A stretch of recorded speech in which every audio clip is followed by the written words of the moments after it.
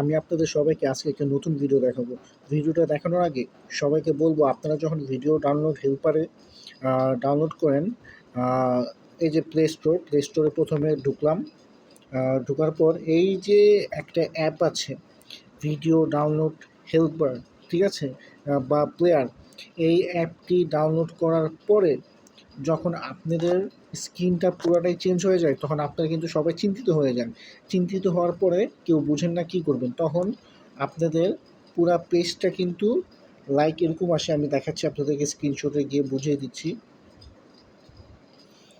স্ক্রিনশটটা ঠিক এরকম আসে, ঠিক আছে? ঠিক বললাম কি? এই স্ক্রিনশট আসার পর অনেকেই সবাই চিন্তিত হয়ে যান। চিন্তিত হয়ে যাওয়ার পরে তখন সবাই টেনশনে করেন যে কী হবে আমাদের ফোনে। তখন আপনাদের সবাইকে একটা সহজ বুদ্ধি শিখিয়ে দিই। আপনারা প্রথমে গামিনীর হেল্প নেবেন, যাদের গামিনী আছে ফোনে। আমার ফোনটাতে হয়তো বা এখন গামিনী আনতে পারছি না।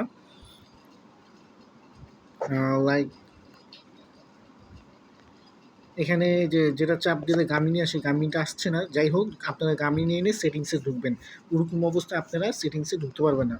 তো পরে আপনাদেরকে যেটা করতে হবে, আপনারা আপনাদের ফোনে যদি সেটিংস অপশন আছে, তো এই সেটিংসে আপনারা ঢুকবেন। সেটিংসে ঢোকার পরে আপনারা যেই কাজটা করবেন সবাই, সেটা হলো আপনারা সবাই নিচের দিকে লক্ষ্য করবেন। নিচের দিকে লক্ষ্য করে আপনারা সবাই যাবেন হোম স্ক্রিনে। হোম স্ক্রিনে যাওয়ার পরে আবার আপনাদের প্রথমে যে হোম স্ক্রিনটা আছে এখানে যেতে হবে। যাওয়ার পরে আপনারা ক্লাসিক মোডটা দিবেন। ক্লাসিক মোডটা দিলে আপনারা আবার সেই আগের হোম স্ক্রিনটা পেয়ে যাবেন।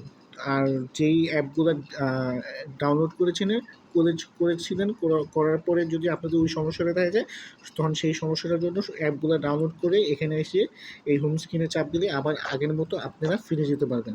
সবাইকে অসংখ্য ধন্যবাদ। আমার ভিডিওটি ভালো লাগলে সবাই লাইক, কমেন্ট, সাবস্ক্রাইব করে নেবেন। আমি সহজ ভাষায় সবাইকে বুঝিয়ে দিয়েছি।